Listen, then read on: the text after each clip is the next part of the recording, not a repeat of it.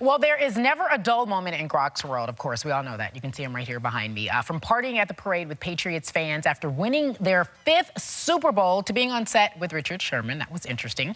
I had a chance to sit down with Gronk while shooting his upcoming commercial for Oberto Beef Jerky. Documentary and Oscars as a whole. So OJ Made in America, Kelly, clearly and evidently pushed the conversation forward if we want to talk about the intersection of race, sports, and culture. But in your mind, can you break that down for us, why it was so pivotal, so important for this actual documentary to do so?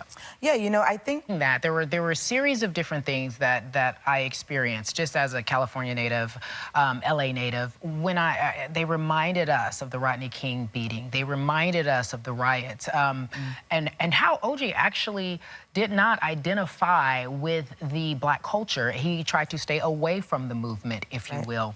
So when we think about talking about race, sometimes we're uncomfortable. Do you think this documentary made it okay to put everything on the table? I do. From our sports heroes, and it definitely fits in with the times that we're living in now, as we watch all these athletes use their platform to talk about race and things that they feel important. But it is Oscar weekend, so I've noticed as I look at the nominees, in front of the camera and behind the scenes, it's so much more diverse than ever before. This documentary, it's apropos that it is nominated. But do you believe that the protest that started in 2015, which was the Oscar So White, do you believe that played a part in what we're seeing today in terms of the nominees and being more inclusive? I do. I mean, there still is a lot of work to do. Kelly, we can't get all the predictions, but we can follow you on the socials. We put that up, and then that's where you can give us all of your predictions for this weekend. I'll be live blogging with you, live tweeting. Kelly Carter from The Undefeated. Thank you so much for joining us here on Coast to Coast, my friend. I wore this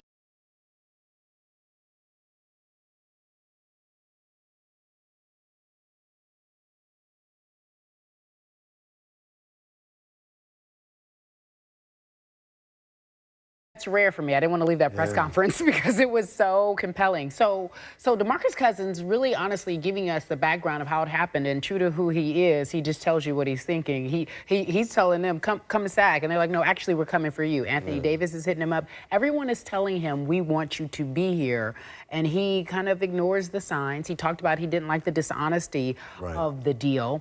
Your first reaction seeing him now with New Orleans?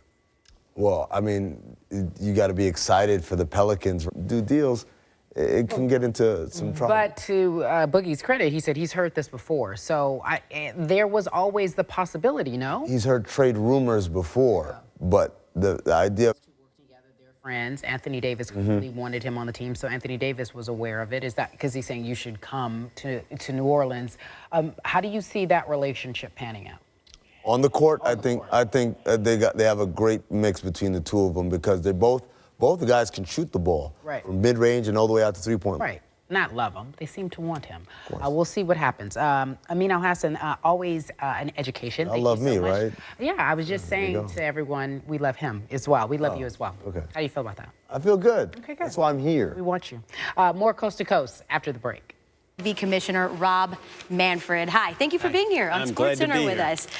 So we just mentioned the ratings sky high in the World Series, best ratings that you guys have seen in 25 years. How do you build on that this season? Well, we see the rating. Kind of talk about at the beginning of MLB season is the age of viewers and trying to get some young viewership. If you look at the numbers, the median age of a baseball viewer was 53 years old. You compare that to the NFL and the NBA, 47 and 37 respectively. What kind of steps are you taking to garner some more viewership amongst the young? Well, one of the things that we're working audience out there, we need to make sure that we deepen the engagement of that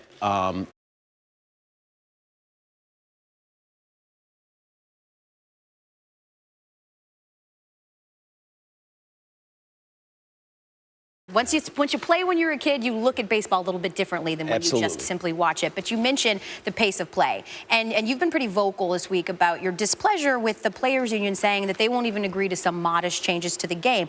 What is your current relationship right now with the executive director, Tony Clark? Look, Tony and I have a good relationship. Make a unilateral decision to implement these changes if you want to with a year's notice to the union. Do you think that it will come to that? Well, let me be clear about this contract provision. This is a right that we negotiated with the MLBPA. It's not some unfair... Because the players have been vocal about that, right? The nostalgia part, the history part. They want to play the same baseball that their heroes from the past have played, that they've been playing since they were a little kid. How do you balance that with what the fans need and want in a modern era of speeding things up, and they want quick pace? Well, I think it's two things. Number one, it's about dialogue. It's about conversation. Quickly, Commissioner, something that you're most looking forward to as we head into the 2017 season? I think that I'm looking forward to present